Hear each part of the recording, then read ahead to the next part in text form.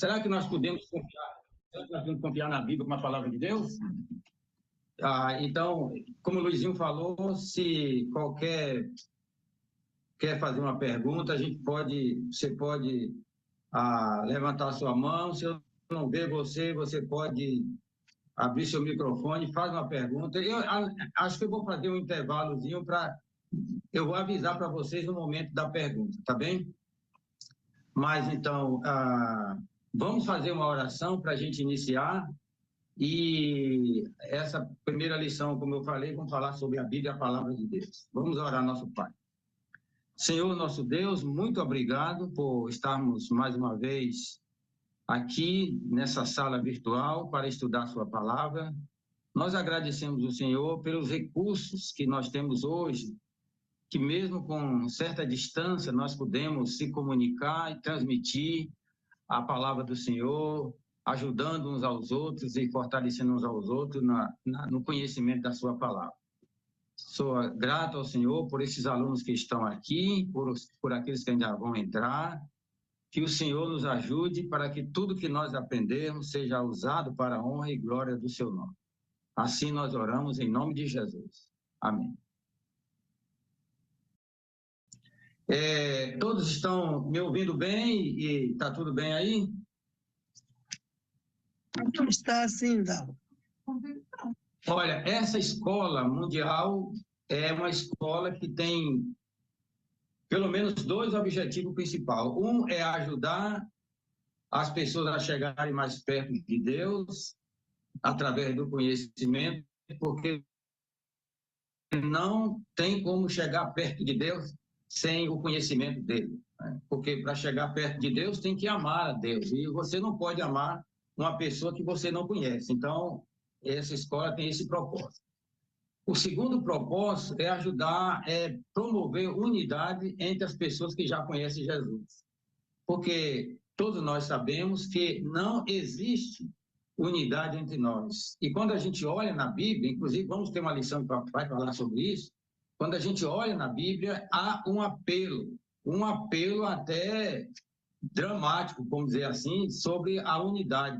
Basta dizer que quando Jesus, na noite que ele foi traído, Jesus fez uma oração que ocupou todo um capítulo, que é o capítulo 17 do livro de João.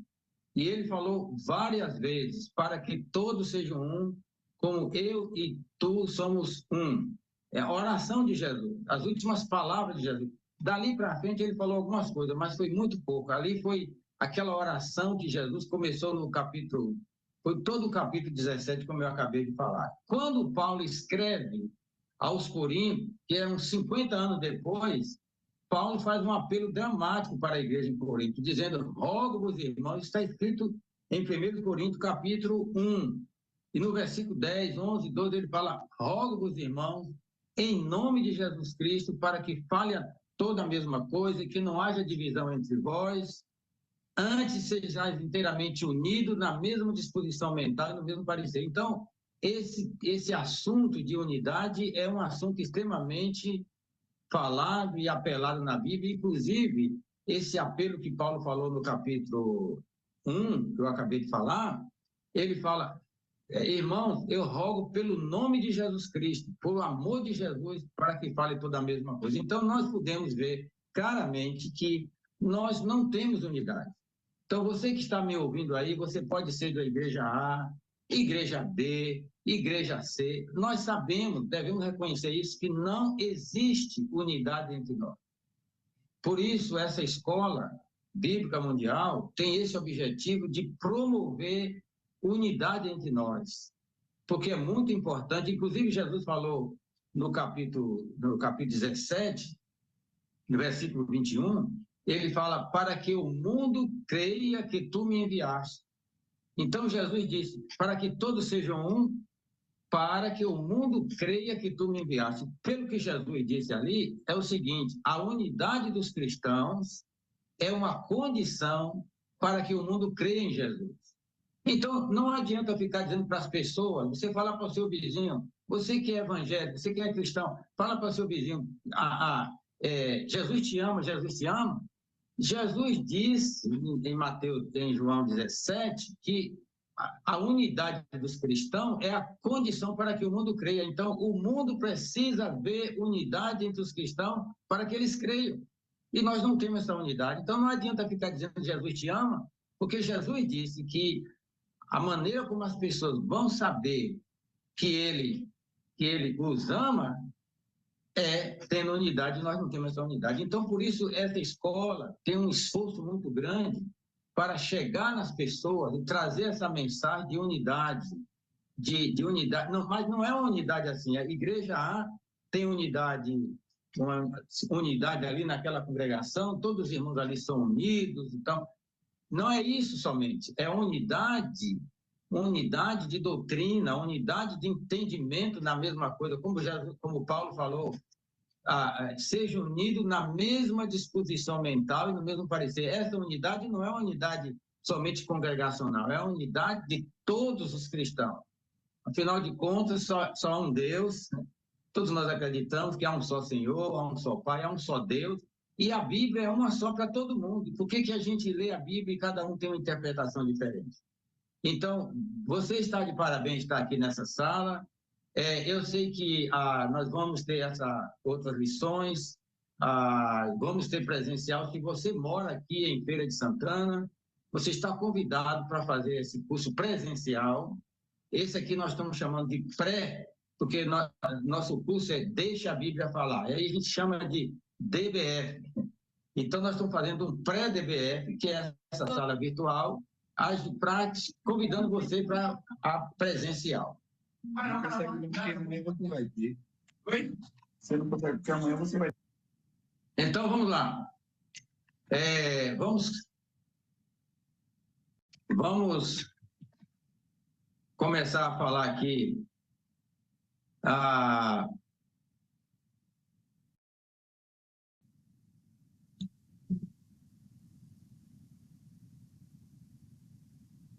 Por que eu devo acreditar que a Bíblia é a palavra de Deus? Você pode, não sei, talvez você que é evangélico já ouviu essa pergunta. Por que eu devo acreditar que a Bíblia é a palavra de Deus? Você pode provar que a Bíblia é a palavra de Deus? Então, eu acho que atualmente está havendo mais pessoas que acreditam na Bíblia como a palavra de Deus, mas ainda falta muito. Então, essa lição nós vamos trabalhar um pouco esse assunto. Por que devo acreditar que a Bíblia é a palavra de Deus? Porque justamente tem que começar, o nosso curso começa falando sobre a Bíblia. Porque se você não acredita que a Bíblia é a palavra de Deus, então as outras coisas você não vai acreditar. Então, eu espero que eu esteja me dirigindo aqui a pessoas que acreditam que a Bíblia é a palavra de Deus e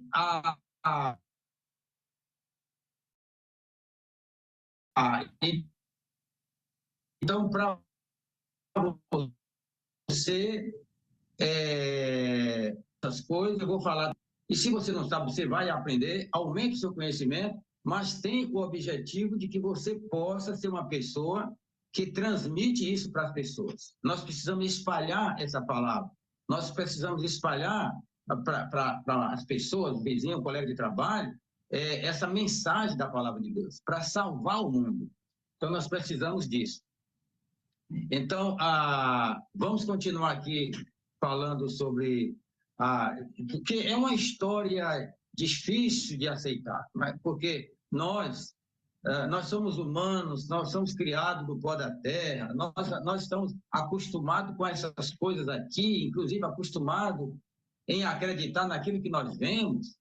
Então, uma mensagem a história que parece inaceitável, o nascido de uma virgem, ressuscitado no terceiro dia, ele é o Messias, o Rei Eterno. Isso é inacreditável. Por que eu devo acreditar nisso? Então, a mensagem que a Bíblia traz para nós, traz esse desafio. Por que nós devemos acreditar? Porque a Bíblia vai falar por que nós devemos acreditar. Inclusive, esse curso é chamado Deixa a Bíblia Falar. DBF, Deixa a Bíblia Falar. Vamos citar aqui uma frase que, se você quiser anotar essa frase aqui, esse relato aqui, você pode anotar. Se não conseguir anotar agora, você pode falar, você vai anotar depois. Inclusive, como o Luizinho falou aí, vai ficar gravado. Você pode assistir outras vezes também, tá certo? Mas olhe bem, nossa confiança na Bíblia, como a palavra de Deus, precisa de fé. Porque até a Bíblia fala que fé, a definição de fé é certeza do que você não vê. E é isso em Hebreus, capítulo 11, e também fala que sem fé é impossível agradar a Deus. Impossível. Então, nossa confiança na Bíblia, como a palavra de Deus, precisa de fé. Mas a nossa fé não é um pulo no escuro, porque na Bíblia contém relatos políticos e históricos que transmite para nós evidência da sua autenticidade. Raciocine comigo que eu estou falando aqui. Nossa confiança na Bíblia, como a palavra de Deus, vai precisar de fé. Mas a nossa fé não é um pulo no escuro, porque às vezes a fé parece um pulo no escuro, porque é certeza de uma coisa que você não vê. Como é que você tem certeza de uma coisa que você não vê? Para acreditar naquilo que você não vê, vai precisar de fé. Por isso que a palavra, a definição é essa. Mas a nossa fé na Bíblia, como a palavra de Deus, não é um pulo no escuro, porque na Bíblia contém relatos políticos e históricos que dá para nós, transmite para nós a evidência da sua autenticidade. Se você não pegou essa ideia aqui, pergunte, a gente sabe. Reserve sua pergunta, a gente fala depois, tá bom? Então, vou dar alguns exemplos aqui. Primeiro, aqui nós temos o relato, isso aqui é Lucas capítulo 2. Nós temos o relato do nascimento de Jesus. Acompanhe comigo aqui o relato do nascimento de Jesus. E eu vou explicar isso aqui. Versículo 1. Naqueles dias foi publicado um decreto de César Augusto convocando toda a população do império para recensear-se. O primeiro recenseamento foi feito quando Quirino era governador da Síria. Todos iam alistar-se como cada um à sua própria cidade. José também subiu da Galileia, da cidade de Nazaré, para a Judéia, à cidade de Davi, chamada Belém, por ser ele da casa e família de Davi, a fim de alistar-se com Maria, sua esposa, que estava grávida. O relato aqui, quem escreveu o Evangelho de Lucas foi Lucas, né? O relato aqui é sobre o nascimento de Jesus. Agora, note bem, o que tem a ver com César Augusto, imperador de Roma? O que tem a ver o nascimento de Jesus com César Augusto, imperador de Roma? Absolutamente nada. O que tem a ver o recenseamento, o nascimento de Jesus com o recenseamento que César Augusto decretou? Absolutamente nada. O que tem a ver o nascimento de Jesus com Quirino, governador da Síria? Absolutamente nada. Mas presta atenção, o nascimento de Jesus está atrelado a acontecimentos políticos e históricos que dão para nós essa evidência da autenticidade da Bíblia. Então, a Bíblia não é um livro, não é um conto de fada, assim como a Branca de Neve e os Sete Anões. Era uma vez, em um certo lugar. Era uma vez quando? Não sabe. Em certo lugar onde? A Bíblia não é um livro assim. A Bíblia é um livro que dá para nós essa evidência. Você pode consultar nos arquivos da história geral e você vai descobrir quando foi que César Augusto foi imperador de Roma. Que ano do mandato dele ele decretou o recenseamento. Você pode consultar nos arquivos da história geral quando foi que Quirino foi governador da Síria.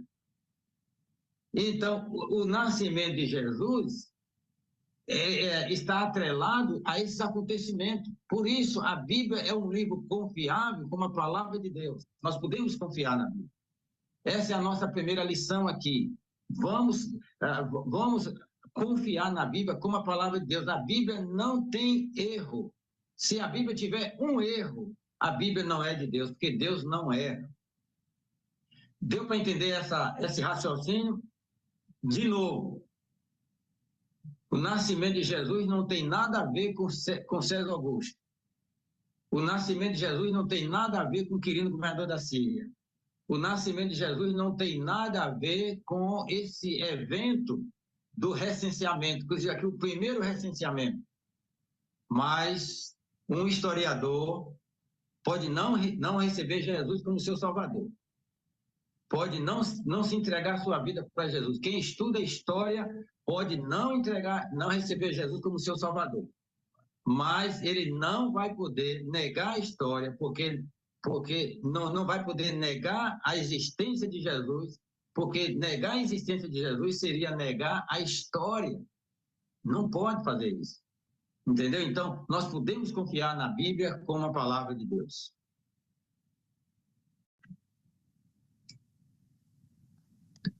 Falando ainda de evidências que a Bíblia é a palavra de Deus.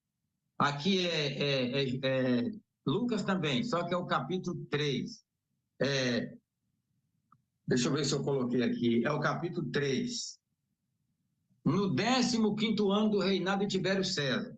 Olha onde é que o escritor está levando aqui. Isso aqui é para falar sobre João, o ministério de João Batista. No 15º ano do reinado de Tibério César, sendo Pôncio Pilato governador da Judéia, Herodes, tetrarca da Galileia, seu irmão Filipe, tetrarca da região da Itureia e Tranconites, e Lissânia, tetrarca de Abilene, sendo sumo sacerdote Anás e Caifás, veio a palavra de Deus a João, filho de Zacarias, no deserto. Agora, o que tem João, o ministério de João, com o 15º ano do reinado de Tibério César? Nada, absolutamente nada. O que tem o ministério de João com Pôncio Pilato, governador da Judéia, com Herodes, tetrarca da Galileia, com seu irmão Filipe, da tetrarca da região da Itureia e Tranconites? Não tem nada. Mas o ministério de João, e se continuar lendo aí o versículo 3, 4, vai falar que João vai começar a pregar. O ministério, a presença de João Batista está atrelado a acontecimentos políticos e históricos, que dá para nós a evidência de que a existência de João. Então, João Batista, o relato da Bíblia de João Batista não é um conto de fada. Era uma vez, em um certo lugar, apareceu um homem vestido de pele de camelo, se alimentava com mel e gafanhoto. Era uma vez aonde? Quando foi? Era uma vez. Em qual lugar? Entendeu? Então, a Bíblia é um espetáculo. A Bíblia é espetáculo de informação. A Bíblia não é. Tem um relato na Bíblia que quando Filipe, isso em Atos capítulo 8, Filipe foi para Samaria, quando houve uma perseguição na igreja em Jerusalém. Filipe foi para Samaria.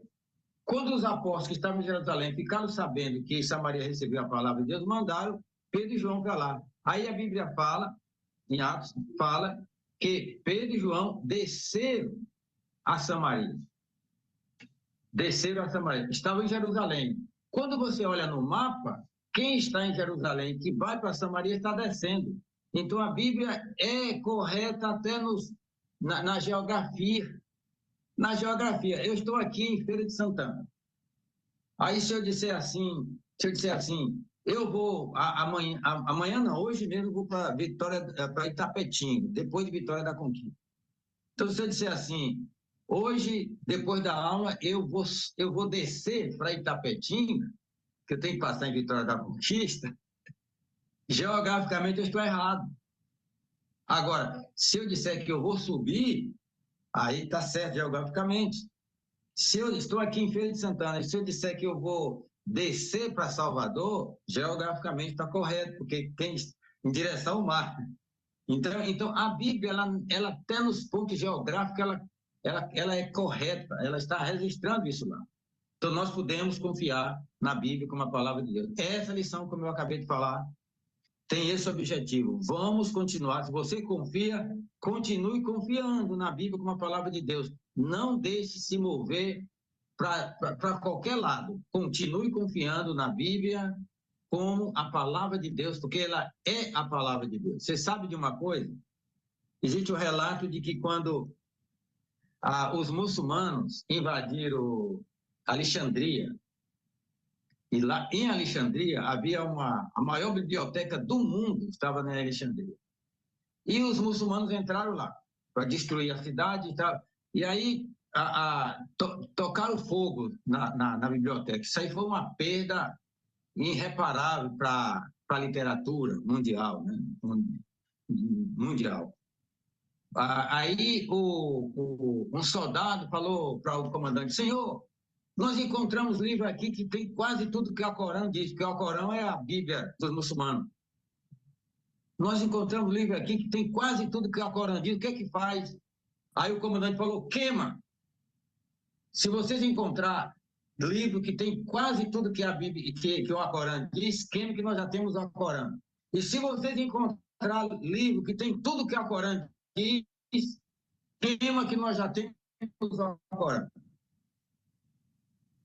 Essa convicção que os muçulmanos têm o Alcorão como o livro deles, nós, como a palavra de Deus. Se tiver livro que tem quase tudo que a Bíblia diz, queima, que você já tem a Bíblia. Ou você não tem a Bíblia em casa. Queima, que você já tem a Bíblia.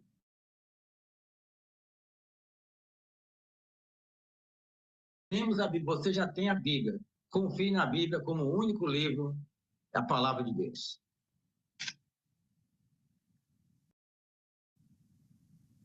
Amém, né? Amém. Está dando para ler na tela? A pergunta aí? A Bíblia é a palavra de Deus?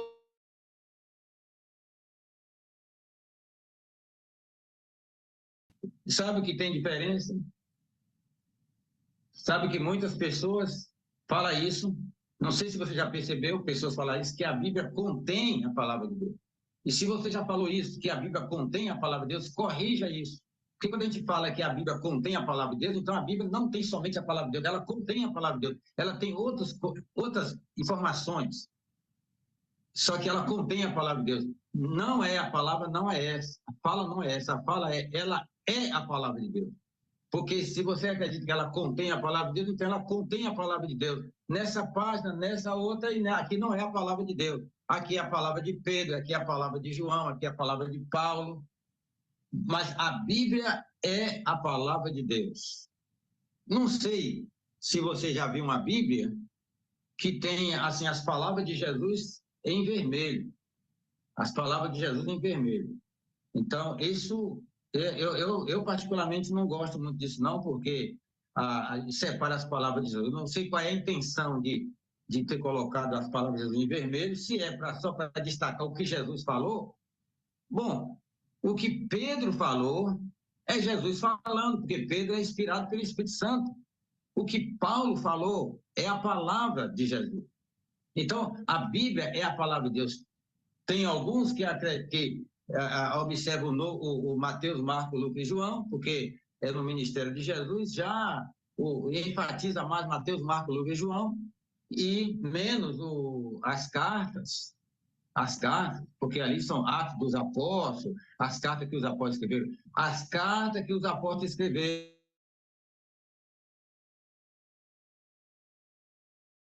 Nota aí o 1 Coríntios, capítulo 14, Paulo vai dizer: se algum de vocês, versículo 37, se algum de vocês se considera profeta ou espiritual, reconheça que o que estou escrevendo é mandamento do Senhor. Então, o que os apóstolos falaram é a palavra de Deus.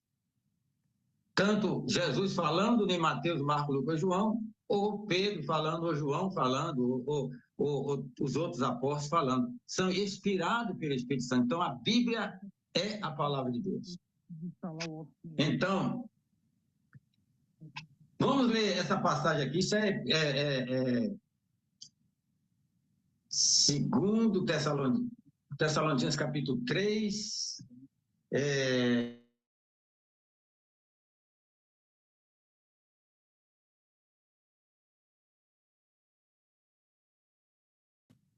Outra razão, Paulo escrevendo aos Tessalonicenses.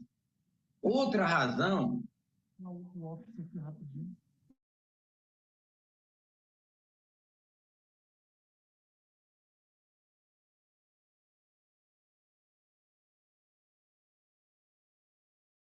Ele escreve o seguinte: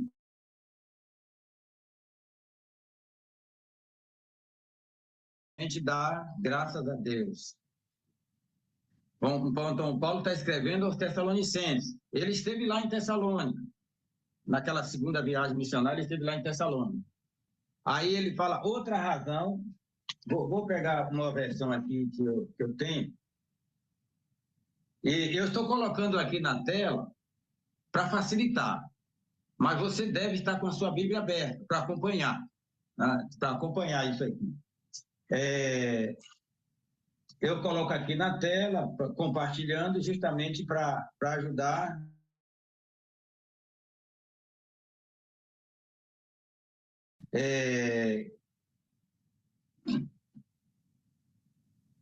Isso é 1 Tessalonicenses, capítulo 2, versículo 13. Capítulo 2, versículo 13. Outra razão ainda temos nós para incessantemente dar graças a Deus. Então, Paulo está escrevendo a carta aos Tessalonicenses, que ele já esteve lá, mas isso está registrado no Atos capítulo 16. Ele esteve lá. E ele está dizendo que várias razões porque ele escreve a igreja lá e dá graças a Deus pela igreja lá. Uma igreja forte, uma igreja ativa, amorosa. E então ele escreve a carta dizendo que tem muitas razões para dar graças a Deus por eles. E aqui ele chega ao ponto de dizer assim: outra razão temos nós para incessantemente dar graças a Deus é que, tendo vós recebido a palavra de nós, a palavra que de nós ouviste, que é de Deus, acolheste não como palavra de homem, e sim como, em verdade, é a palavra de Deus, a qual, com efeito, está operando eficazmente em vós, os que credes. Então, isso aqui é o que os apóstolos escreveram.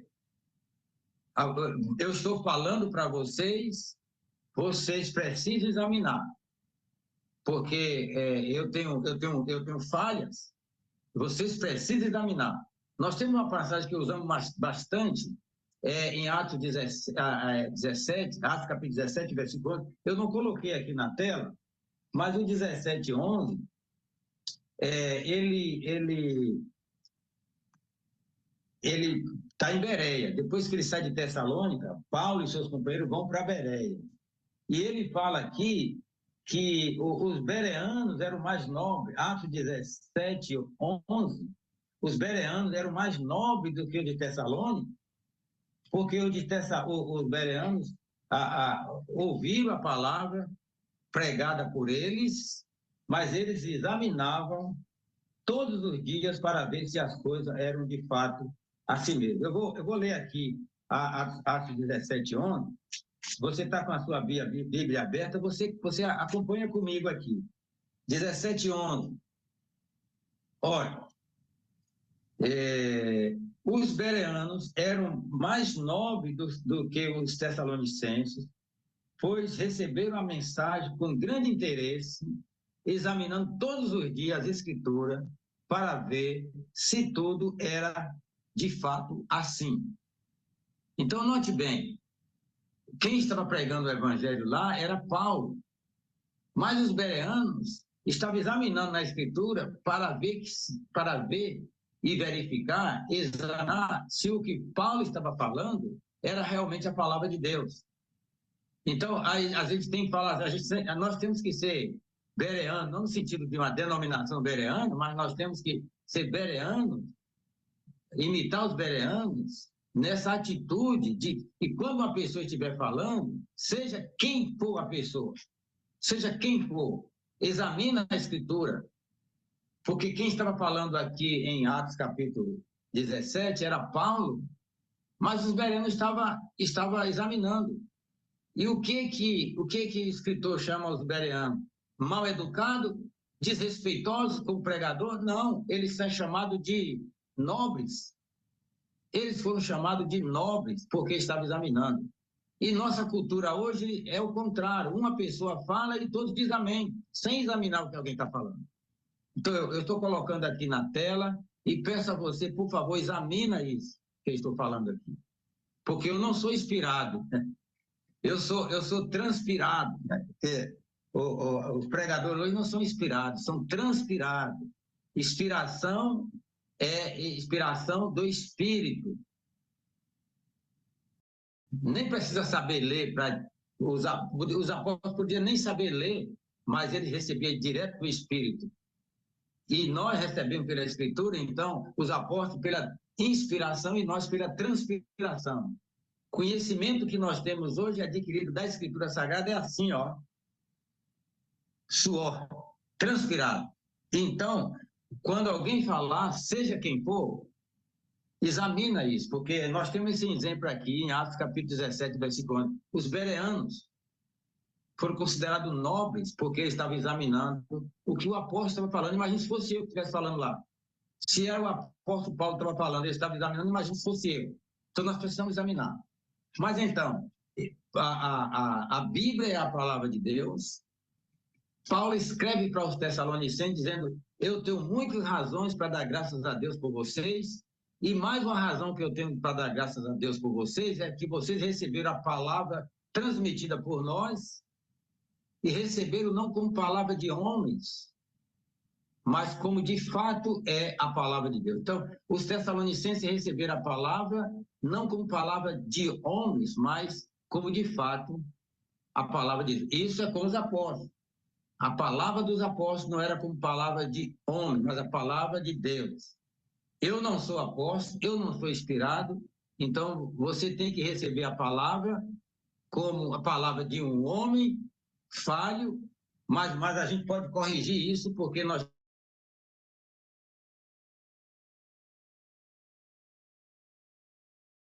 essa não é, a Bíblia não é. Então vamos continuar aqui.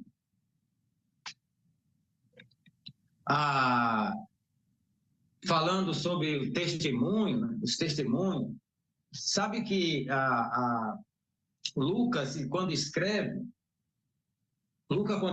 o evangelho dele, ele escreve, você sabe que Lucas não era apóstolo, Lucas não era judeu, Lucas não era pastor, Lucas era historiador, era médico e era escritor. E Lucas resolveu escrever o Evangelho. E aí ele fala aqui, Lucas capítulo 1 e versículo 1 a 4. Eu não coloquei na tela todo esse versículo, eu vou abrir aqui para a gente acompanhar. Quando ele escreve, como historiador, como escritor, ele vai dizer o seguinte, eu vou abrir aqui o Lucas capítulo 1, você pode me acompanhar. E é por isso que, por essa leitura aqui, que a gente faz uma comparação com a leitura de Atos capítulo 1, e a gente chega à conclusão que quem escreveu o livro de Atos foi Lucas. Porque quando ele escreve o primeiro capítulo, em versículo 1, ele se refere ao mesmo destinatário que ele se refere aqui, que é o Teófilo, e se refere ao primeiro tratado, o primeiro livro que ele escreveu, contando tudo que Jesus começou a fazer e ensinar. Então, Lucas capítulo 1, olha o que ele fala aqui.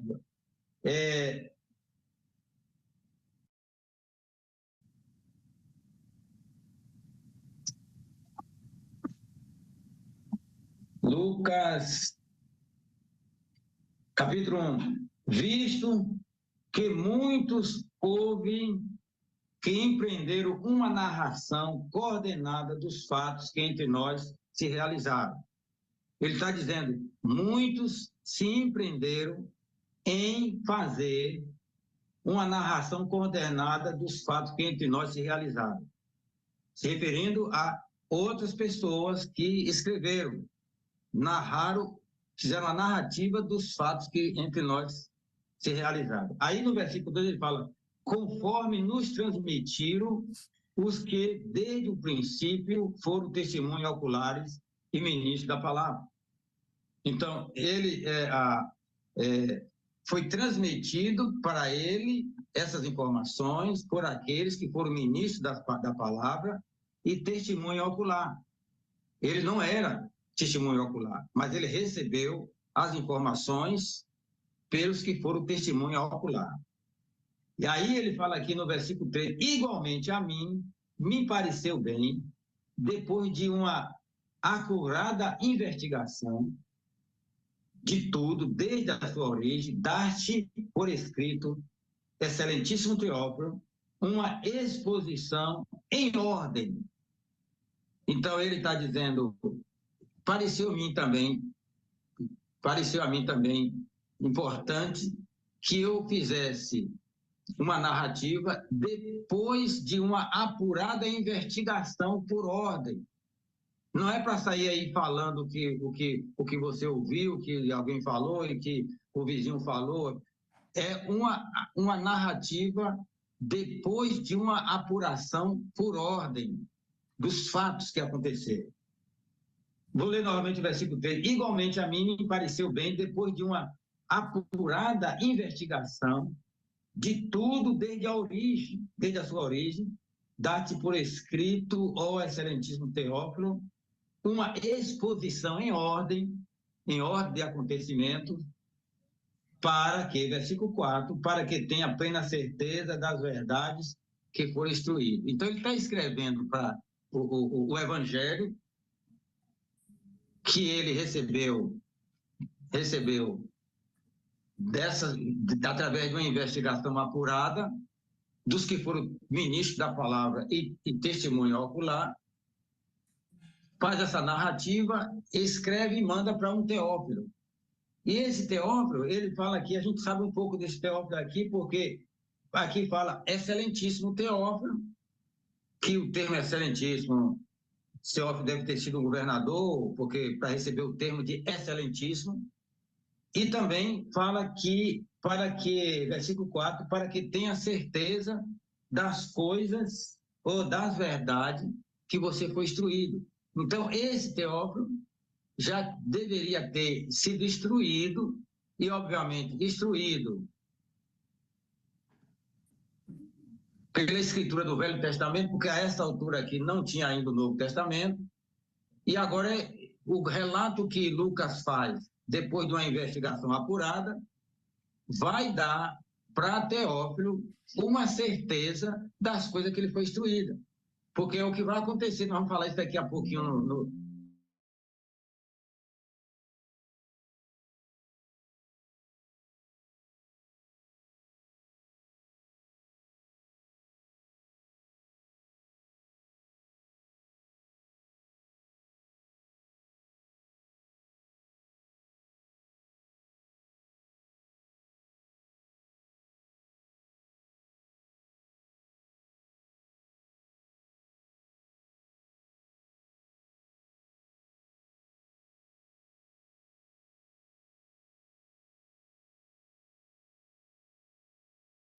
quando Pedro escreve, para falar que as profecias,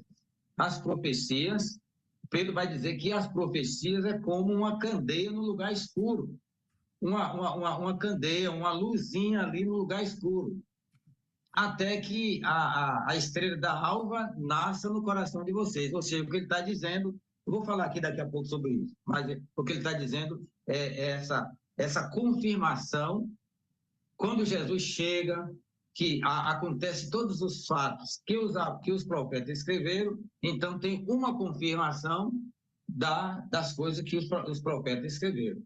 E aí se conclui. Então, aqui nós temos o Lucas capítulo 1, versículo 1 a 4, que eu acabei de ler aqui, né, que o Lucas pegou isso através dos que foram testemunhas oculares, né? O testemunho ocular, vocês sabem, né? Não é aquela pessoa que ouviu que o irmão da cunhada do meu vizinho falou, não, é testemunha ocular, ele viu, né? Ele viu isso, foi testemunha ocular. E aí, como eu acabei de ler aqui, está na tela aí, para que Teófilo tenha certeza das coisas que ele já foi instruído, né? E Atos capítulo 4, versículo 18 a 20, quando os apóstolos são arguidos pelas autoridades, porque as autoridades, sobretudo os saduceus, que era uma facção do judaísmo, era um grupo terrível. Inclusive, a gente fazendo uma comparação, quando Jesus chegou no mundo, a religião judaica, que era a religião de Deus, que Deus deu a toda aquela escritura através de Moisés e dos outros profetas, a religião de Deus, o judaísmo, estava dividido em facções. Quando Jesus chegou, o cenário era esse: tinha saduceus, fariseus, herodianos, sicários, zelotes, tinha cada um com convicções diferentes dentro da própria religião, mas com convicções diferentes. Era um cenário que é igual a hoje. Hoje nós temos no religião cristã, né, os cristãos hoje, está dividido em milhares e milhares de denominações e cada um tem convicções diferentes.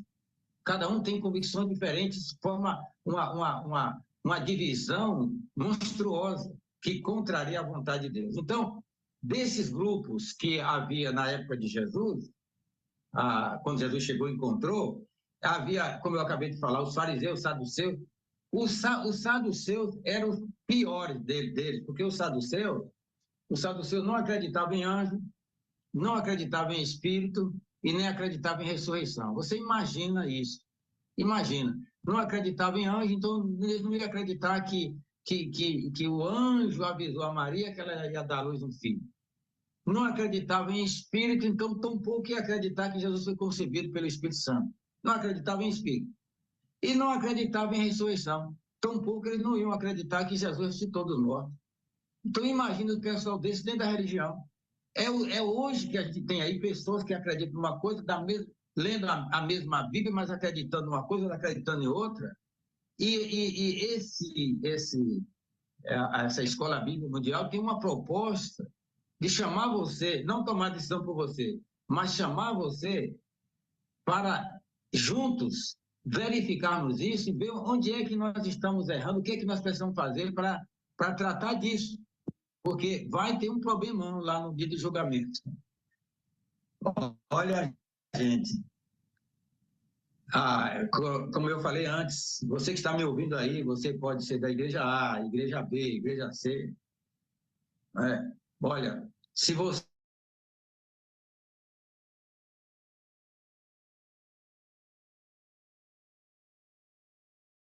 pode ser até hoje, né? Pode ser daqui para as 9 horas, daqui para meia-noite.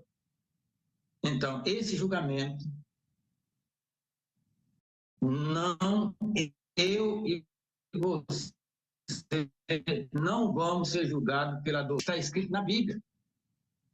Isso está escrito lá, você pode ler o João 12, 48, Jesus falou: quem rejeita as minhas palavras já tem que o julgue. As próprias palavras que eu vos disse, essa vos julgará no último dia. Então isso aqui é para a gente não dormir direito em paz. Será que eu estou seguindo as palavras de Jesus ou estou seguindo a palavra de algum homem? Porque no dia de julgamento eu vou ser julgado pelas palavras de Jesus. Vale a pena fazer uma avaliação. Será que eu estou acreditando na Bíblia como a palavra de Deus?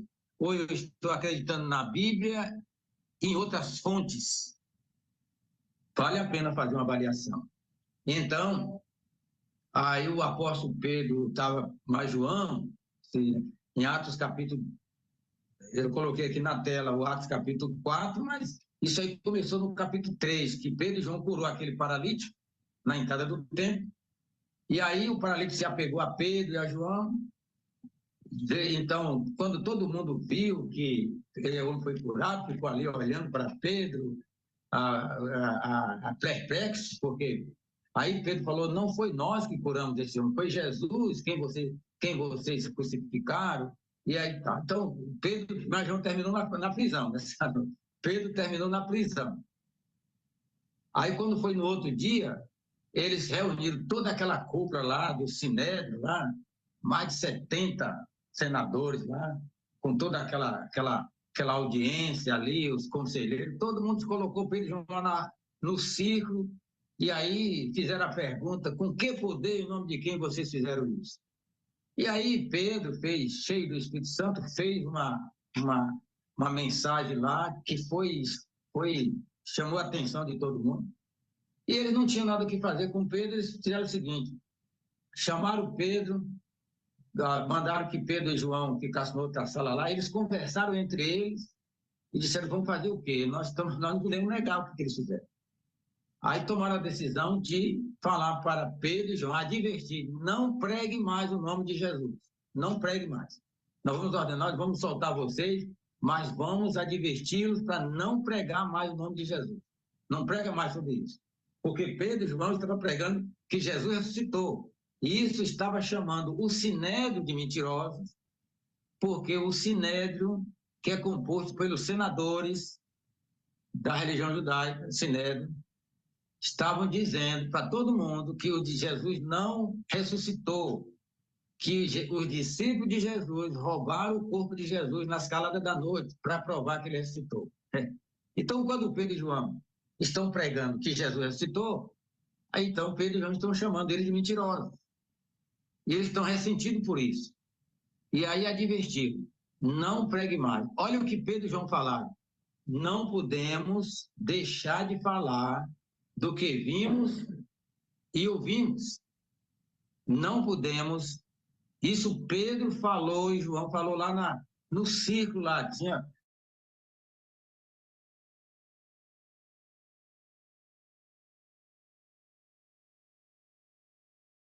toda aquela turma lá, né? Foi esse pessoal que decidiram a crucificação de Jesus, foi esse pessoal que mataram Estevão, foi esse pessoal que consentiram na morte de Tiago, capítulo 12 de Atos, foi esse pessoal que perseguiram Jesus, são as cobras criadas, esse pessoal. E João e Pedro estão lá no meio dele lá. E escuta isso deles, olha o que João diz, não podemos deixar de falar do que vimos e ouvimos. Então, eles são o quê? Eles são testemunha ocular. São testemunha ocular. Agora, se nós formos arguidos, levados a um tribunal e sermos advertidos de não pregar o evangelho, nós não podemos dizer isso aqui, não. Nós não podemos dizer. Nós vamos pregar porque nós não podemos deixar de falar do que vimos e ouvimos. Eu não vi. Eu não ouvi. Você não viu. Porque o que ele está falando aqui é, nós não podemos deixar de falar do que vimos e ouvimos. O que eles viram? Viram Jesus, ouviram de Jesus depois da ressurreição. Depois da ressurreição, Jesus passou 40 dias. Ele não está se referindo àquele período que Jesus estava lá, antes da morte dele, porque todo mundo estava vendo Jesus. Não foi só os apóstolos, Jesus estava lá no meio da multidão, todo mundo viu Jesus. O que ele está falando aqui, que não podemos deixar de falar do que vimos e ouvimos, não podemos deixar de falar do que nós vimos e ouvimos. Nós vimos Jesus depois que ele ressuscitou e nós ouvimos dele. Então, nós somos testemunha ocular. Nós não podemos falar isso. Vou repetir aqui, se nós formos arguidos por alguma autoridade, levado ao tribunal, e o senador, o juiz, quem for, disser, vocês não podem mais pregar em Jesus nessa cidade aqui, de Feira de Santana, Itabuna, Vitória da Conquista, Tapetinga, Ilhéu, não pode mais pregar. Nós não podemos dizer isso. Nós não podemos dizer, nós não podemos parar, deixar de falar do que ouvimos e ouvimos, porque nós não ouvimos nem ouvimos. Nós nem vimos nem ouvimos. O que nós podemos dizer é, nós não podemos deixar de falar do que nós cremos. E qual é a diferença? Nenhuma. Porque qual é a definição de fé? Certeza do que nós não vimos. Nós temos certeza. Isso é fé. Eu já falei que fé, para confiar na Bíblia como a palavra de Deus, precisa de fé, mas a fé não é um pulo no escuro. Né? Então, qualquer tribunal toma decisão, se tiver duas pessoas, duas ou três pessoas, testemunho ocular, qualquer tribunal toma decisão pela absolvição ou condenação do réu, se tiver duas ou três pessoas que viram, testemunho ocular. Pronto. Sabe que sobre a ressurreição de Jesus, em 1 Coríntios capítulo 15, vai dizer que Jesus foi visto por mais de 500 irmãos. Mais de 500 irmãos. Imagina, qualquer tribunal toma decisão pela absolvição ou condenação de um réu se tiver duas ou três testemunhas. Nós temos mais de 500. Quando Paulo escreve isso aos Coríntios, isso deve ter sido lá no ano 57, por aí, Paulo disse, dos quais a maioria ainda está viva. Imagina isso. Então, nós podemos confiar na Bíblia como a palavra de Deus. Ainda Atos capítulo 1, versículo 3. Quando Lucas escreveu, Lucas falou que Jesus se apresentou vivo durante um período de 40 dias. Jesus se apresentou vivo num período de 40 dias, dando prova indiscutíveis. Talvez na sua versão vai dizer prova incontestável. Deixa eu olhar essa versão que eu tenho aqui, outra Bíblia que eu tenho aqui, o que é que vai dizer? Ó, Atos capítulo 1 e versículo 1 a 3. Você pode usar essa lição para ensinar pessoas. Nós vamos ficar muito felizes se você usar essa lição para ensinar pessoas, porque cada vez mais a Bíblia tem sido assim, toda a vida, a Bíblia foi um livro que tem sido sempre atacado. Sempre atacado. Atos capítulo 1, versículo 1. Escrevi o primeiro livro ao Teófilo, relatando todas as coisas que Jesus começou a fazer e ensinar, até o dia em que, depois de haver dado mandamento, por intermédio do Espírito Santo, por intermédio do Espírito Santo, aos apóstolos que escolheram, foi elevado às alturas. E versículo 3, a estes também, depois de ter padecido, se apresentou vivo, com muitas provas incontestáveis. Com muitas provas incontestáveis por um período de 40 dias. Eu contei que Jesus apareceu 11 vezes. Depois que ele ressuscitou, ele ficou 40 dias na terra e apareceu a 11 vezes, dando provas incontestáveis. Nessa versão que está aqui na tela, eu coloquei, fala provas indiscutíveis. Não se discute, tem tanta prova que Jesus ressuscitou, que é indiscutível, não discute isso. Sabe que é uma coisa que é tão firmada? Não se discute. Nessa versão fala prova incontestável. Outra versão fala infalíveis. Então, nós podemos confiar que a Bíblia é a palavra de Deus, porque foi o que a Bíblia relata, falando aqui sobre a ressurreição de Jesus, tem prova incontestáveis que Jesus ressuscitou. E sabe de uma coisa? Quando você lê o 1 Coríntios capítulo 15, eu vou abrir aqui, capítulo 15, só para enfatizar isso aqui. 1 Coríntios capítulo 15, essa carta deve ter sido escrita, 2 Coríntios, deve ter sido escrita lá para de 54 a 57. Talvez um pouquinho mais, um pouquinho menos, mas está por aí. Mais de 50 anos depois. Quer dizer, mais de 50 anos depois que Jesus ressuscitou. E depois que houve essas provas contestáveis. Olha o que acontece na igreja em Corinto. Olha o que alguns pregadores estavam ensinando lá. 1 Coríntios, capítulo 15 e o versículo 12. 15 e 12.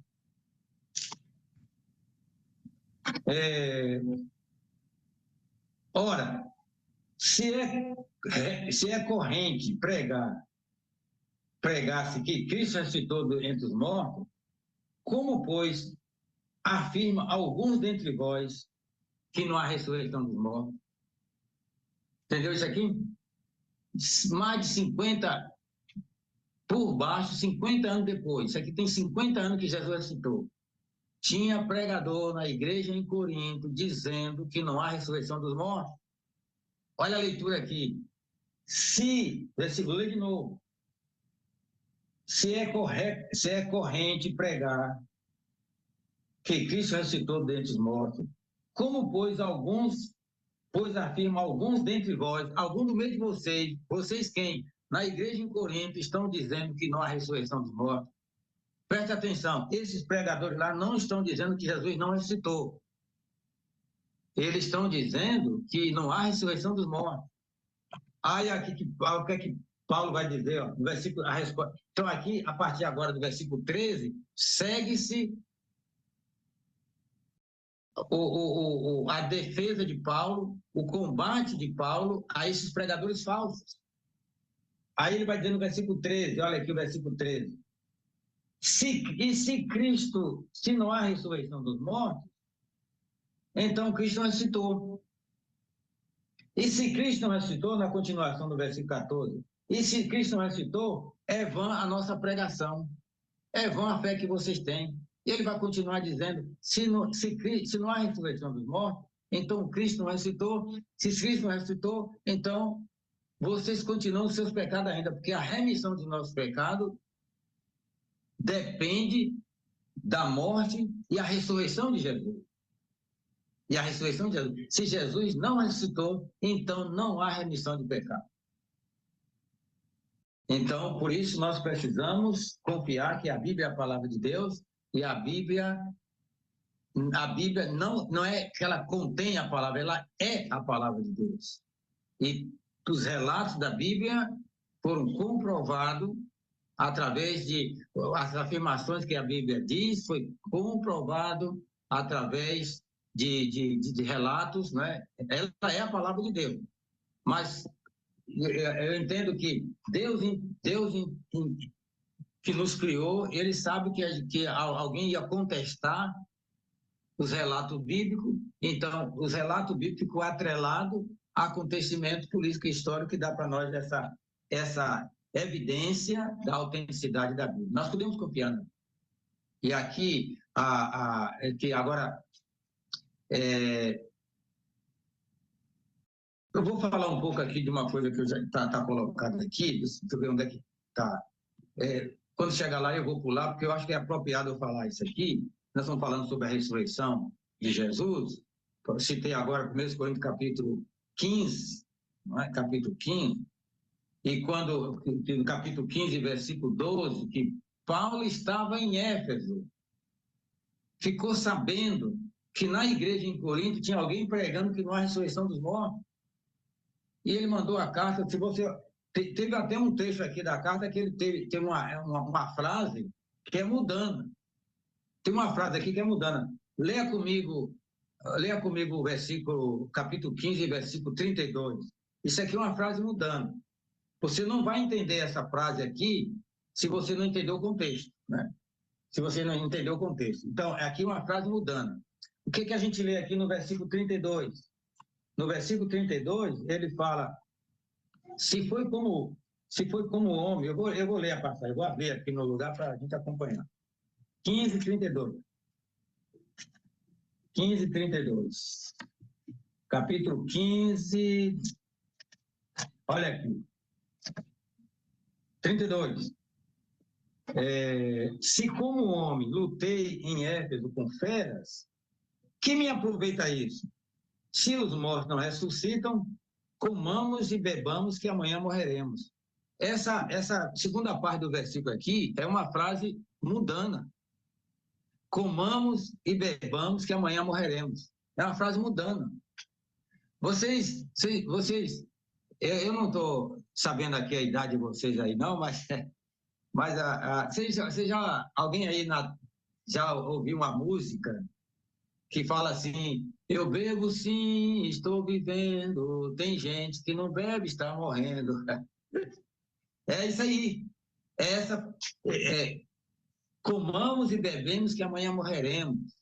Nós vamos morrer mesmo, então vamos aproveitar para fazer o que vier na teia, como diz o popular. Vamos fazer o que vier na teia, porque a gente morre amanhã e pode ser hoje mesmo, então vamos aproveitar e fazer o que a gente quiser fazer. Você não vai entender isso se você não pegar o contexto. E o contexto está lá, no fato de que algum pregador na igreja em Corinto estava dizendo, como diz o versículo 12, que não havia ressurreição de morte. De novo, eles não estão dizendo não estão pregando que Jesus não ressuscitou. A negação da ressurreição de Jesus está nas entrelinhas aí. Eles estão dizendo que não há ressurreição dos mortos. Aí, então, se não há ressurreição dos mortos, então Cristo não ressuscitou. E se Cristo não ressuscitou, isso aí é o que Paulo vai continuar falando no versículo 13, 14, 15, 16 e diante. E se Cristo não ressuscitou, a pregação dos apóstolos é em vão. E a fé nossa, ele fala a fé dos coríntios, é em vão. E ele vai dizer que vocês continuam nos vossos pecados. Se Jesus não ressuscitou, ou seja, se esses caras estão certos de que não há ressurreição dos mortos, então Cristo não ressuscitou. Se Cristo não ressuscitou, então a fé de vocês é vã, a nossa pregação não é vã, porque nós somos pregadores mentirosos, porque nós estamos falando para todo mundo que Deus ressuscitou Jesus quando ele não ressuscitou. E ele vai até dizer aqui, dizendo o seguinte: se a nossa esperança... Eu vou passar aqui, eu tinha fechado aqui a Bíblia, que isso aqui é importante. Se a nossa esperança, deve ser o versículo 15, 16, 17, talvez o versículo 17. Se a nossa esperança em Cristo está somente nesse mundo, nas coisas do mundo, nós somos os mais miseráveis do mundo. Deixa eu olhar aqui. Se a nossa esperança... Qual é o versículo que ele fala isso? O versículo 17, talvez. Olha, no versículo 17 ele fala: e se Cristo não ressuscitou, é vã a vossa fé e ainda vocês permanecem nos vossos pecados. 18. E ainda mais, os que dormiram em Cristo pereceram. Quer dizer que aqueles meus companheiros, meus irmãos em Cristo, que trabalharam no Evangelho comigo, que tanto lutou pela fé, ensinou tanta gente e morreram, perderam, como é que ele fala aqui? No versículo 18, e ainda mais, os que dormiram em Cristo pereceram, perderam o tempo deles. Eles perderam o tempo deles porque eles morreram na esperança da ressurreição, porque Cristo ressuscitou, uma vez que Cristo não há ressurreição dos mortos, Cristo não ressuscitou, então eles morreram e foram, como é que ele diz aqui, dormiram, pereceram. E o versículo 19, olha o versículo 19, se a nossa esperança em Cristo, se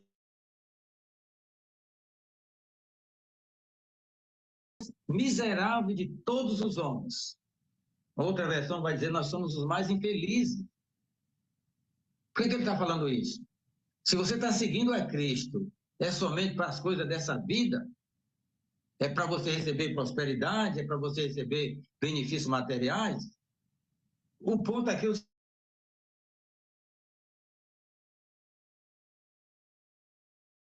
não há ressurreição.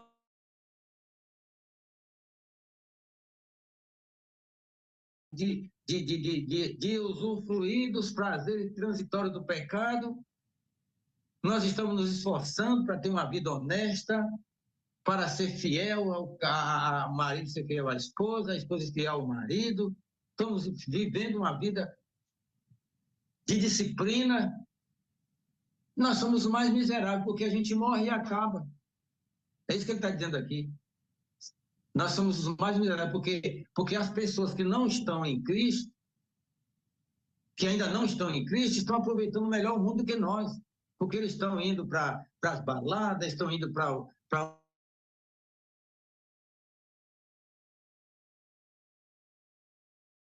e nós também vamos morrer e não há ressurreição do morto. Está vendo o que o ensino falso faz na igreja? Esse ensino lá na igreja de Corinto tocou fogo na paz dos irmãos. Graças a Deus que os apóstolos estavam vivos, ficaram sabendo disso, mandou a carta para corrigir.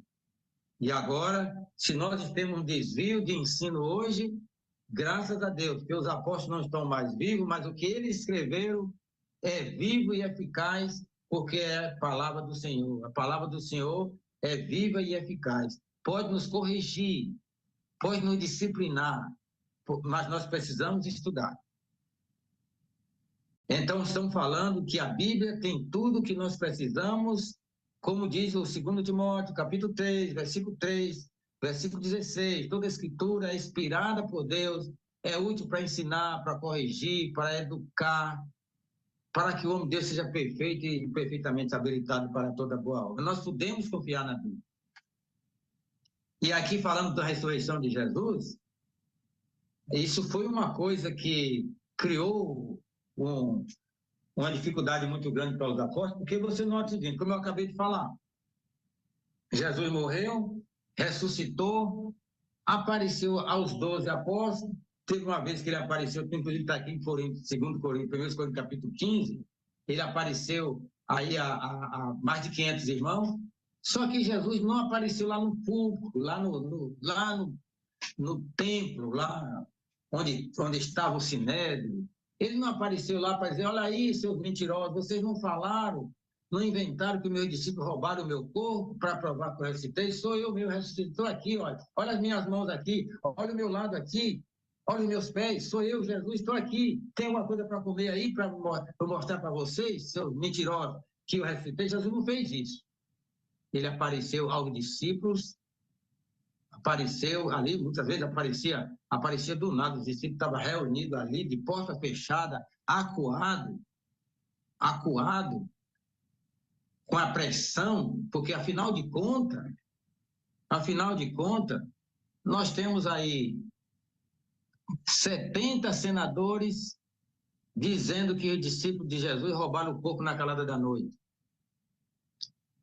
E nós temos 12 pescadores dizendo que Jesus ressuscitou. Vocês acham que a multidão vai acreditar em quem? Vai acreditar em 70 senadores, homens letrados, homens de um nível intelectual elevado, tanto na didática, tanto na leitura, no conhecimento, no conhecimento secular, como no teológico, na escola de rabino, eles estão versados, sumos sacerdotes. Você acha que as pessoas vai deixar de acreditar nos 70 senadores para acreditar em 12 pescadores, que alguns deles nem era semi-analfabeto? Está escrito lá, no capítulo 4, inclusive, quando Pedro deu o discurso lá, disseram que eram homens iletrados, incultos. Como é que você acha que as pessoas vão acreditar em 70 senadores ou vão acreditar em 12 pescadores? Então, isso criou uma dificuldade muito grande, inclusive, ainda falando sobre os apóstolos tiveram dificuldade, tiveram que fazer milagres. Nós vamos falar isso numa outra lição, né? Uma outra lição, no presencial, tá? No presencial. Vai ter uma lição falando sobre dons milagrosos. Você não pode perder, porque eu vou lhe dizer uma coisa, é um espetáculo essa lição. Nós temos ouvido dos alunos dizendo para nós, ao longo do tempo, eu estou há 48 anos. Eu tenho 70, né?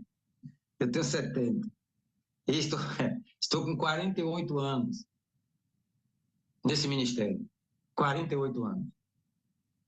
E nós já ouvimos de aluno dizer o seguinte: esse curso, para mim, é uma verdadeira libertação.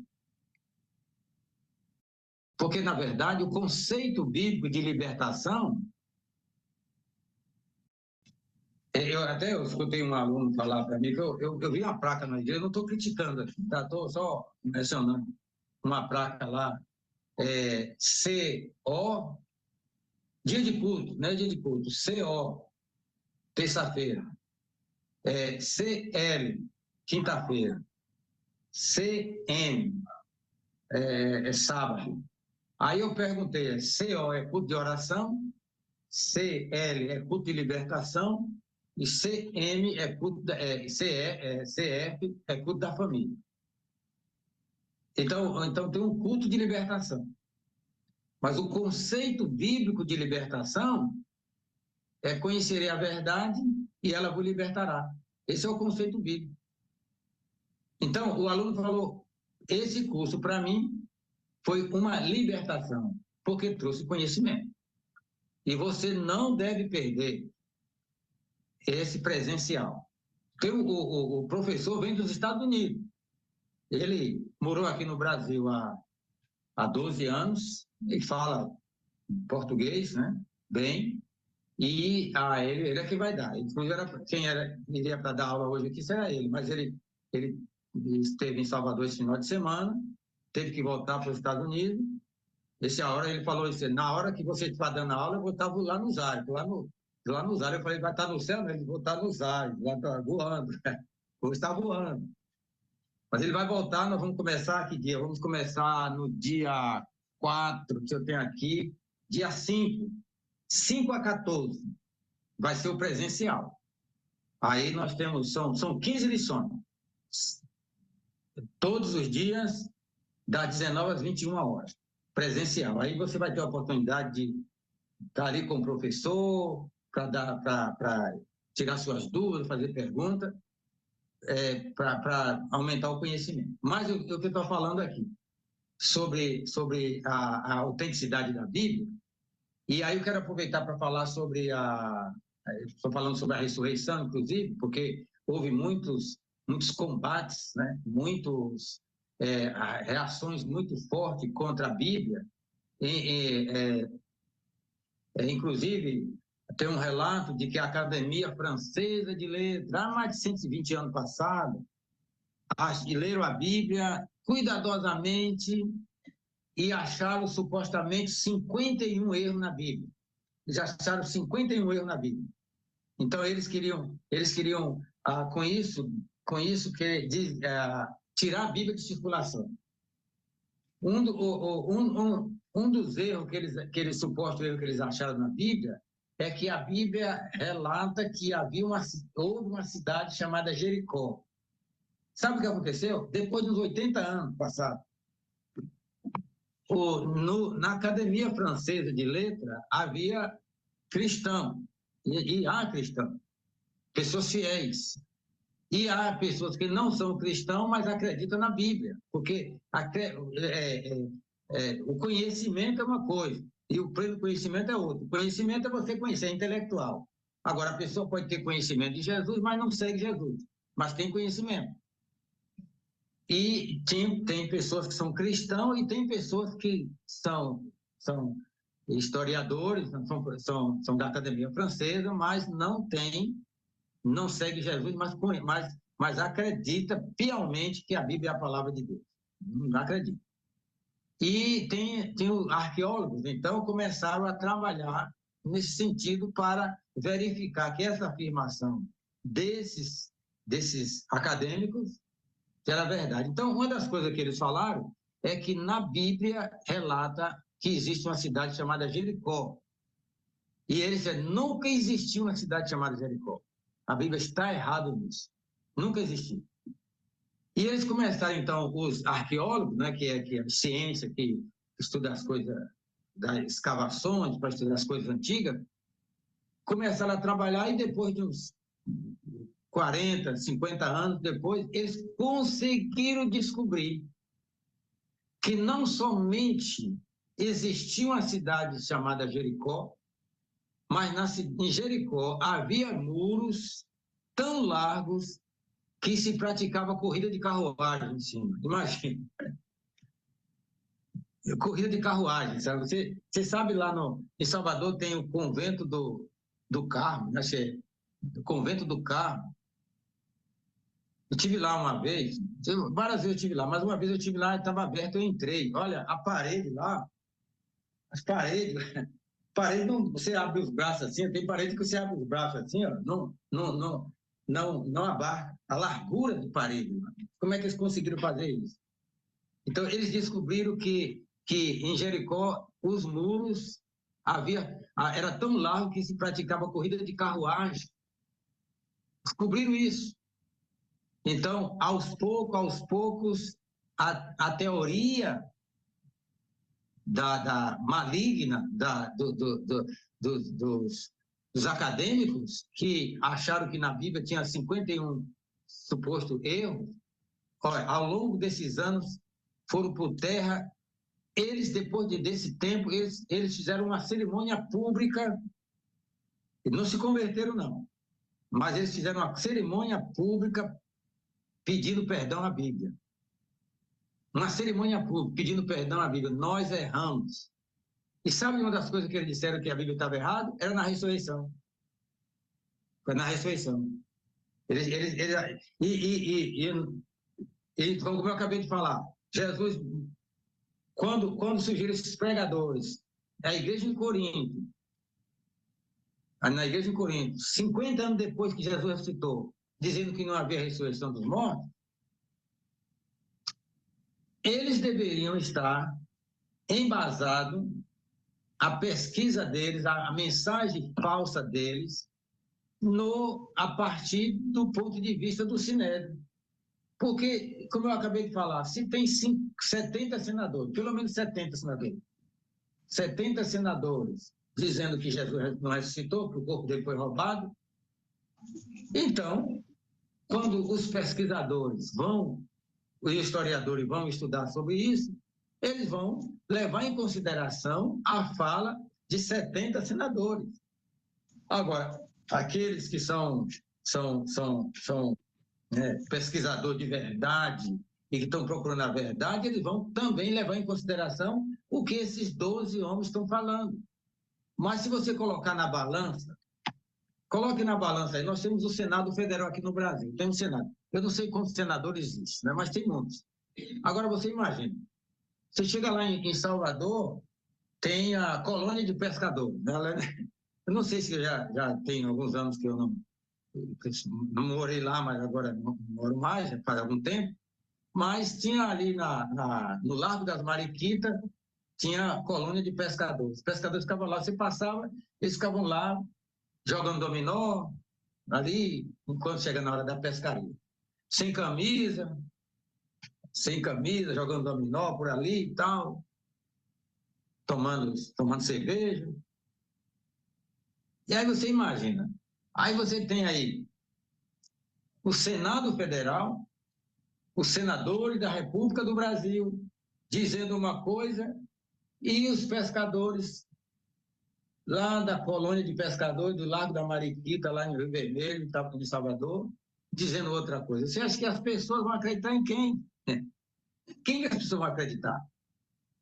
Então eu acho que essa decisão desses pregadores em 1 Coríntios capítulo 15 é ainda um resultado da mentira dos senadores há 50 anos passados. E aí, voltando aqui para os acadêmicos, uma das coisas que eles disseram que a Bíblia estava errada é na questão da ressurreição de Jesus. Jesus não ressuscitou. Sabe de uma coisa? Existia uma lei, não sei se existe ainda, mas existe uma lei chamada prova ácida. Prova ácida é uma lei dos homens. O que diz a prova ácida? A prova ácida diz o seguinte, que um livro, para ser circulado, para ser publicado, precisa passar na prova ácida, que quer dizer o seguinte, tem que ser escrito e circulado na mesma época. Ou seja, você não pode escrever um livro e aí você engaveta esse livro para daqui a 20 anos, 30 anos, 50 anos ser publicado. Não pode fazer isso. Não passa na prova ácida, porque a prova ácida exige que seja escrito e circulado na mesma época, justamente para dar oportunidade aos leitores poder verificar a narrativa daquele livro. Por exemplo, se você gosta de economia, você chega na livraria e você pega um livro. Você pega um livro. Pega um livro aqui. Você pega um livro. Os livros hoje são tudo fechados, né? Com plastificado, com plástico, né? Fechado para a pessoa não ficar colhendo. Mas vamos dizer que esse livro esteja aberto. Antes de você pagar o livro fala sobre economia. Antes de você pagar o livro, você dá uma olhada aqui em algumas páginas, e aí você encontra uma página que diz o seguinte, que João Batista de Figueiredo foi que criou o real no Brasil. A moeda real foi João Batista de Figueiredo. Você paga esse livro? Foi João Batista de Figueiredo quem criou o real? Bom, eu já fiz essa pergunta aí para alguns alunos, sobretudo alguns alunos mais novos, né? Eles não sabiam dizer quem foi que criou o real, certo? Mas foi Fernando Henrique Cardoso que criou o real. Mas se daqui a alguns anos, daqui a 50, 100 anos, 200 anos, ninguém vai lembrar mais quem foi que criou o real no Brasil. Mas você não vai lembrar, só nos livros.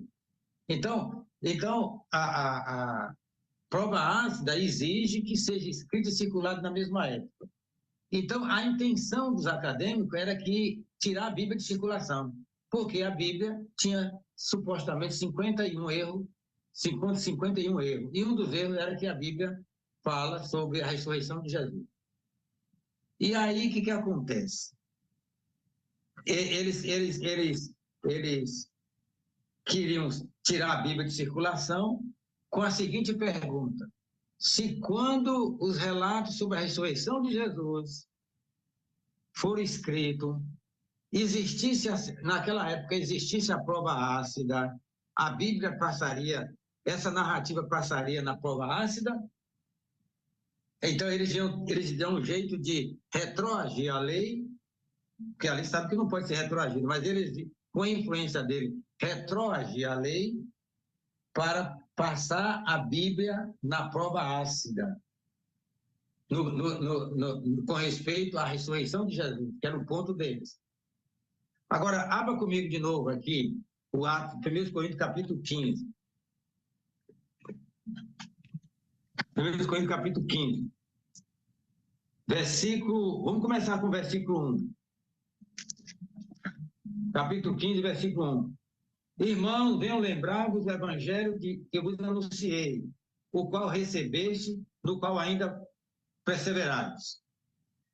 Por ele também sois salvos, se tiver da palavra como tal que preguei, a menos que tenha crido em vão. Versículo 3. Antes de tudo vos entreguei o que também recebi. Que Paulo está dizendo assim, eu entreguei para vocês o que recebi, porque eu entreguei. Sou fiel naquilo que eu falei. Eu recebi e entreguei para vocês, do mesmo jeitinho. Antes de tudo vos entreguei o que também recebi, que Cristo morreu pelos nossos pecados, segundo a Escritura. Foi sepultado e ressuscitou no terceiro dia, segundo a Escritura. De novo, estou entregando para vocês o que eu recebi. E no versículo 5, e apareceu a Cefas e depois aos 12. Versículo 6, depois foi visto por mais de 500 irmãos de uma só vez, dos quais a maioria sobrevive até agora. Onde é que está a prova ácida aqui? Se a Bíblia, na época que esse relato foi escrito, existisse a prova ácida, que a prova ácida diz que o relato tem que ser escrito e circulado na mesma época. Se na época que esse relato foi escrito, afirmando que Jesus ressuscitou, houvesse a prova ácida, a Bíblia passaria na prova ácida? Imagina que prova ácida estou repetindo isso aqui, prova ácida diz o seguinte, que tem que ser escrito e circulado na mesma época para dar oportunidade aos ouvintes, aos leitores, verificar os fatos. Agora, Paulo diz aqui que Jesus foi visto por mais de 500 irmãos de uma vez só. E olha aqui que diz no versículo 6, os quais, eu vou ler aqui o versículo 6, depois foi visto por mais de 500 irmãos de uma só vez, dos quais a maioria sobrevive até agora, porém alguns já dormem. Então ele foi visto por mais de 500 irmãos, e quando Paulo escreveu, supondo que Paulo escreveu essa carta no ano 57, tem uma possibilidade de 57, 54, 55, por aí, afirmando que Jesus ressuscitou e foi visto por mais de 500 irmãos. Quando ele escreve a carta, quantos ainda estavam vivos? Está escrito aqui. Foi visto por mais de 500 irmãos de uma só vez, dos quais a maioria está viva até hoje. Ou seja, quando Paulo escreveu a carta, imagine que uma pessoa pegasse essa carta de 1 Coríntios, e dissesse, Paulo, uma pessoa que não acreditasse na ressurreição, Paulo, você falou na sua carta dizendo que Jesus foi visto por mais de 500 irmãos, de uma só vez. E você também falou na carta que dos quais a maioria está viva. Você pode me dar o endereço? Quantos endereços Paulo tinha para dar? Mais de 250, porque ele falou a maioria está viva até hoje. Mais de 250 pessoas estavam vivas que viu Jesus quando depois ressuscitou. Como eu acabei de falar anteriormente, qualquer tribunal toma decisão por absolvição ou condenação de um réu, se tiver 3 testemunhos ocular. Você viu, você viu, você viu, bate o martelo. Agora, quantas testemunhas ocular quando Paulo escreveu a carta aos Coríntios para combater aqueles falsos que estavam dizendo que não havia ressurreição? Quantas pessoas estavam vivas naquela época que viu Jesus? Mais de 250. Então, se naquela época existisse a prova ácida, a Bíblia passaria, o relato da ressurreição de Jesus passaria na prova ácida? Imagina. Então, ninguém consegue combater a Bíblia. Ninguém consegue, porque a Bíblia é a palavra de Deus e nós vamos ser julgados pelo que está escrito. Deus protege. Deus protege. O pregador pode ensinar usar a Bíblia lá, usar a Bíblia aberta lá, e ler uma passagem e dar a interpretação que ele quiser, para o que ele quiser. Mas ele não pode mudar o que a Bíblia diz. Ninguém consegue mudar. Porque Deus protege. Porque no dia do julgamento a Bíblia vai estar aberta e nós vamos ser julgados pelo que está escrito. E não, como eu falei antes, no início, não por doutrina da igreja A ou igreja B. Então, por isso, antes do nosso intervalo aqui para uma conversa, por isso, a teoria dos acadêmicos toda foi para o chão. Passaram vergonha. Atacaram a Bíblia e passaram vergonha. Porque se na época que foi escrito houvesse prova ácida, a Bíblia passaria completamente. Então, não tem como. Então, vamos ter um nosso intervalo aqui de uns 10 minutos, para você estar aí, tomar um café aí, ou tomar uma água. E tem alguma pergunta aqui, a gente pode fazer. Pode fazer, a gente pode responder, tá bem? Abre o seu microfone, faz a sua pergunta e a gente vai tentar responder. Eu já estou com o meu café aqui também. Aula amanhã, e amanhã vou pedir a Timóteo para fazer um resumo rápido do que nós falamos hoje, porque esse slide foi ele que fez, e ele então tem mais intimidade que eu com esse relato aqui. Eu fiz algumas coisas do início ali, até coloquei algumas coisas na minha própria versão ali, mas ele vai fazer cada aula, nós vamos fazer um resumo da aula passada para atualizar todo mundo, né? Eu ia falar aqui sobre, ver se eu coloquei já aqui, Eu vou deixar para ele falar isso aqui, do Atos capítulo 2, que Jesus foi aprovado. Pedro, no dia de Pentecostes, faz essa pregação lá de que Jesus foi aprovado por meio antes disso, eu acho que o melhor é falar aqui, antes disso, aqui no 2 Pedro, capítulo 1, versículo 16, que Pedro continua falando, como ele falou lá no capítulo 2, aqui ele está escrevendo, lá foi o dia de Pentecostes, aqui na carta que ele escreve, ele está falando que nós fomos testemunha ocular e voz, a voz de Deus, eles foram testemunha ocular, eles ouviram a voz de Deus, que disse, esse é meu filho amado em quem me alegro. Ele fala aqui no versículo 18, nós ouvimos isso. E isso aqui foi no Monte da Transfiguração que Jesus subiu lá e levou Pedro, Tiago e João. O Pedro e Tiago, ou não sei se Pedro, Tiago e João, Jesus se transfigurou e apareceu Moisés e Elias. E uma voz desceu do céu e disse, esse é meu filho amado. Então, o Moisés, representante da lei, e Elias, representante dos profetas. Então, aquela voz foi para dizer aos discípulos que estavam ali, esquece o que Moisés falou, esquece o que Pedro falou, o que Elias falou e segue Jesus. Se esquece no sentido seguinte, o que Moisés falou já se cumpriu, o que Elias falou já se cumpriu, porque Moisés é representante da lei, Elias é representante dos profetas, agora segue Jesus, escuta Jesus. Então, Pedro, quando ele escreve a segunda carta, ele está falando, nós somos testemunha disso, nós ouvimos essa voz do céu. Então, nós não estamos falando para vocês palavras inventadas, como ele falou aqui na sequência, né? Palavras inventadas por homens, mas nós mesmos ouvimos.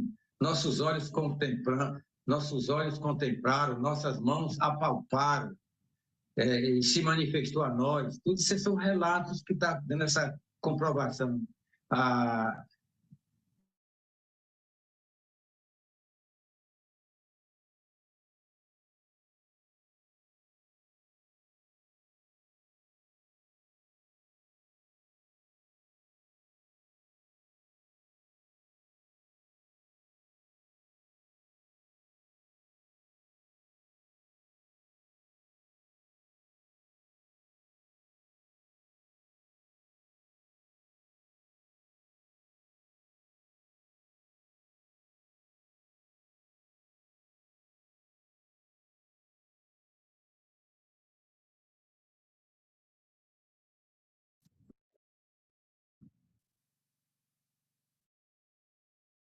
Na sequência lá, que eu não coloquei, ele foi colocado aqui, e vocês fazem bem se ela prestar atenção, é como uma candeia numa luz, num lugar escuro.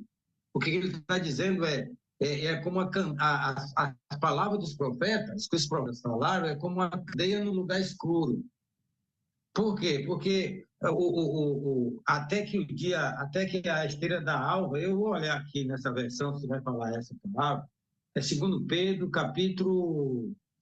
Eu acho boa essa lição para a gente estudar com pessoas, sobretudo pessoas que têm dificuldade de aceitar a Bíblia como a palavra de Deus, porque às vezes tem pessoas que aceitam a Bíblia só em parte. Quando a Bíblia trata de assunto que vai direto na ferida, porque a Bíblia afirma que a palavra de Deus é uma espada de dois gumes, né?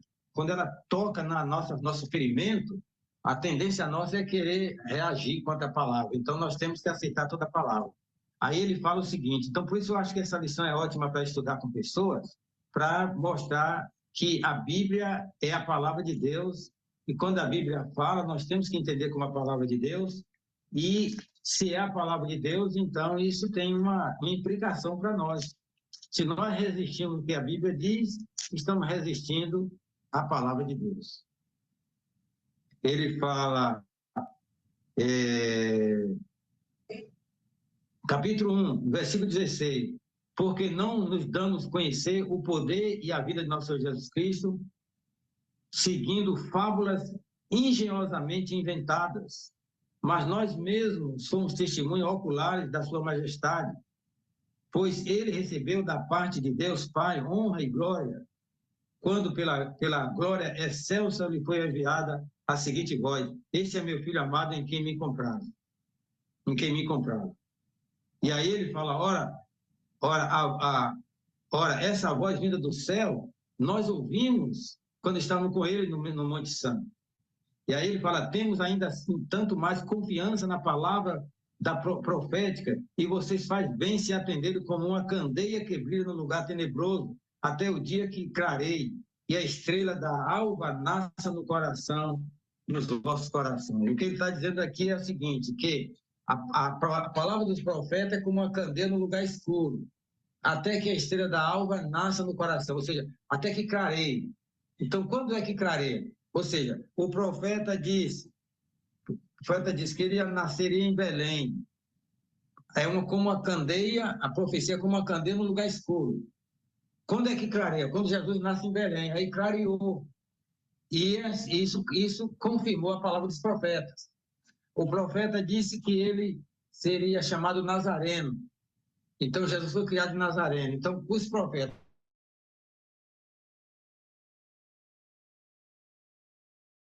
é uma candeia no lugar escuro, porque é uma luzinha no lugar escuro.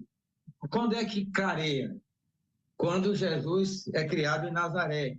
Então, todas essas coisas foram cumpridas, e aí ele fala, então isso não foi baseado em fábula. Então vocês fazem bem se prestar atenção a isso. Porque é como uma candeia no lugar escuro, até que a estrela da alva nasça no coração de vocês. Os profetas falaram, isso que os profetas falaram é verdade, mas é uma luzinha ali que não clareou no total. A claridade no total vai acontecer quando tudo que foi falado lá cumpra. Aí clareou. É como você está em um túnel, aí você entra em um túnel, aí lá no final você vê aquela claridade, né? Você vê aquela... Aí você vê, mas o túnel é escuro, né? Tem uma claridadezinha, mas é meio escuro. Quando você sai do túnel, aí clareia. Então, é isso que Pedro está dizendo. As palavras dos profetas é como uma candeia no lugar escuro, até que a estrela da alva nasça no coração. Quando acontece, quando se cumpre, aí cumpriu. Então não é fábula, se cumpriu o que foi falado pelos profetas. Então, essa é uma mensagem muito importante para a gente entender e para a gente confiar na palavra de Deus, porque quando chegar os tempos difíceis, aí a gente tem a tendência de escapar do que a Bíblia diz. Mas olha, a Bíblia está prevendo isso, a Bíblia diz isso está escrito lá, e a gente vai ter que ficar dentro da palavra de Deus. Então, vamos enterrar aqui, que Deus continue abençoando a todos vocês, e, por favor, usa essa lição para ajudar pessoas, aplica na sua própria vida, e usa para ajudar pessoas a conhecer Jesus e ajudar pessoas a confiar na Bíblia como a palavra do Senhor.